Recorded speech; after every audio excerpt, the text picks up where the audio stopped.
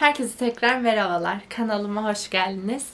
Bugün sizle mini bir dizi paylaşacağım. Uzun bir aradan sonra mini bir diziyle geldim karşınıza. Dizimizin adı Connect. 6 bölümden oluşuyor. Aslında yeni çıktı diyebileceğim bir dizi değil.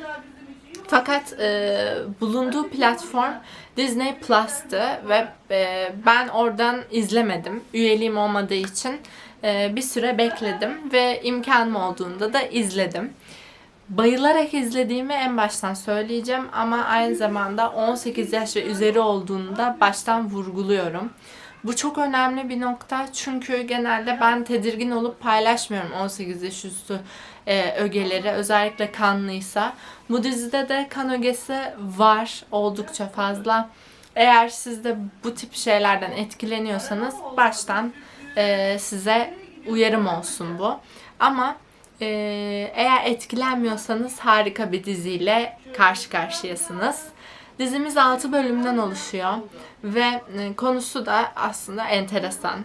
Organ kaçakçıları tarafından kaçırılan bir adam düşünün ve kendisinin bir organı başka birine nakil ediliyor ve bu iki kişi connect oluyorlar, yani bağlanıyorlar. Nasıl bir bağlantı olduğu biraz sır olarak kalsın, zaten klipte göreceksiniz. Ekstradan nakil yapılan kişi çok da normal biri çıkmıyor ve nasıl bir durumla karşı karşıya kaldığınıza inanamayacaksınız diyeyim ve oyuncularımıza hemen geçeyim. Hyein adlı oyuncumuz bu nakile zorlanan kişi karakteri canlandırıyor. O Kyung Pyo adlı oyuncumuz da nakle olan kişiyi canlandırıyor ve aralarındaki bu bağlantı büyük bir gizemin çözümüne de yol açacak diyeyim. Ve sizi klibiyle baş başa bırakayım. Ardından da yorum kısmında görüşelim.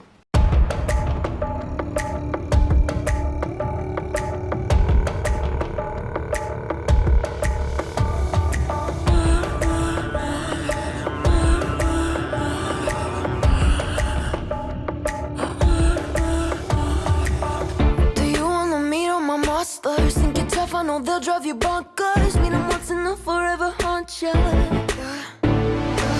There's no heroes or villains in this place, just shadows that dance in my headspace, leaving nothing but phantoms in their way. There's parts of me I cannot hide. I've tried and tried a million times.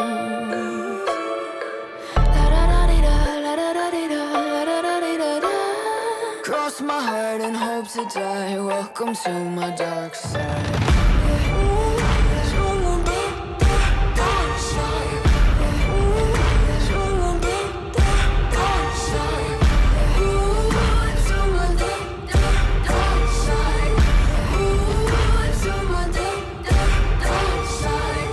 Take a step into the heaven. Look around the scene, even the half of it. I'm walking the line between panic and losing my mind, embracing the madness. My devils, they whisper in my ear, deafening me with all my fears. I'm living in a nightmare. Parts of me I cannot hide. I've tried and tried a million times.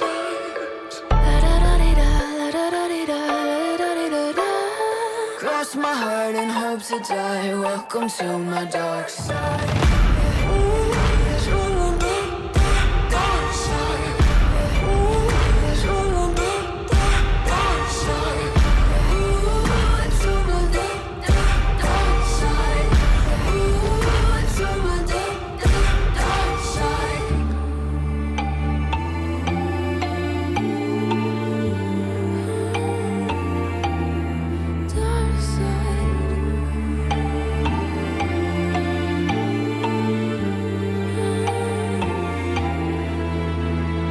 Cross my heart and hope to die. Welcome to my dark side.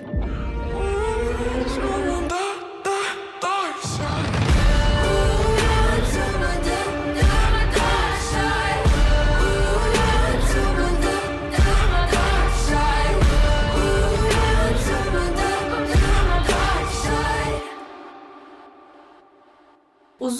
bir aradan sonra bu kadar etkileyici bir içerikle karşı karşıyayım aslında.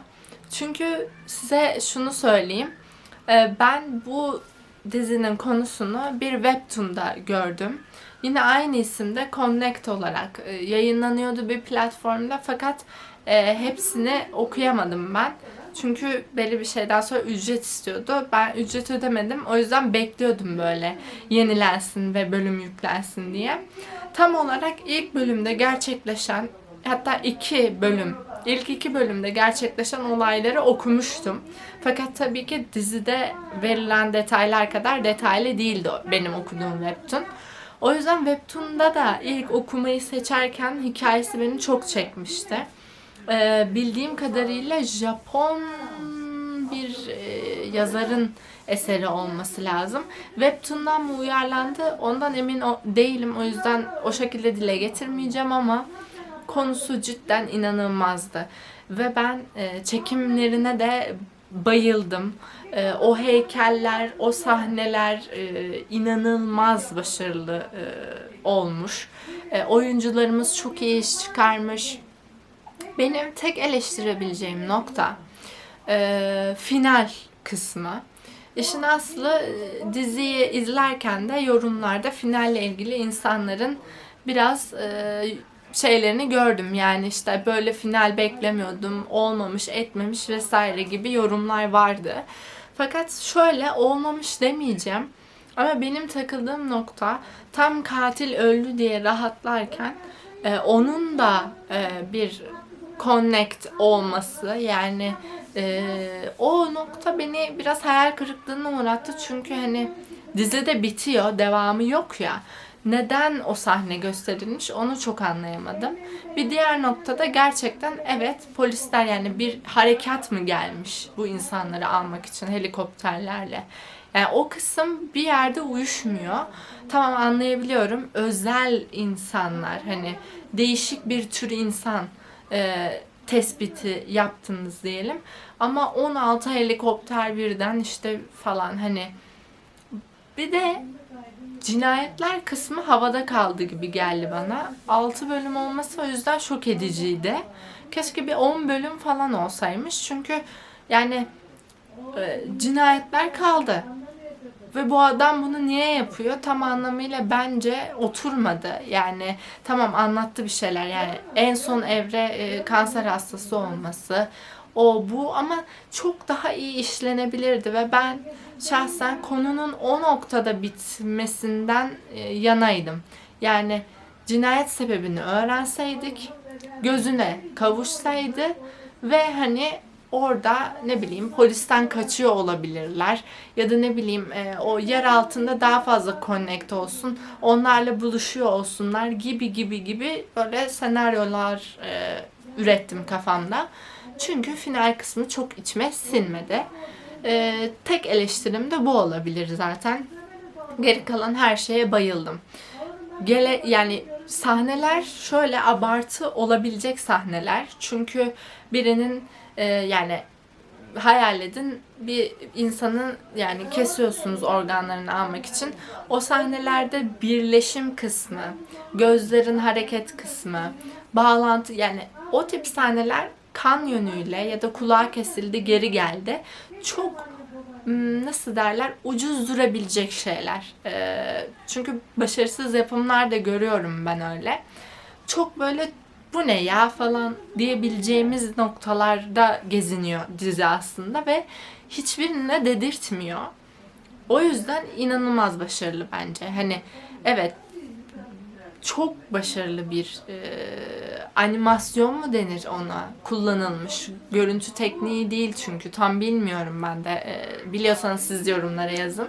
Ama çok inanılmaz, çok başarılı buldum ve tebrik ederim. Tebrik ederim. Çok iyiydi. Tüylerim diken diken izledim ve teşekkür ediyorum bu dizi için diyerek aslında bugünlük videomu kapatıyorum.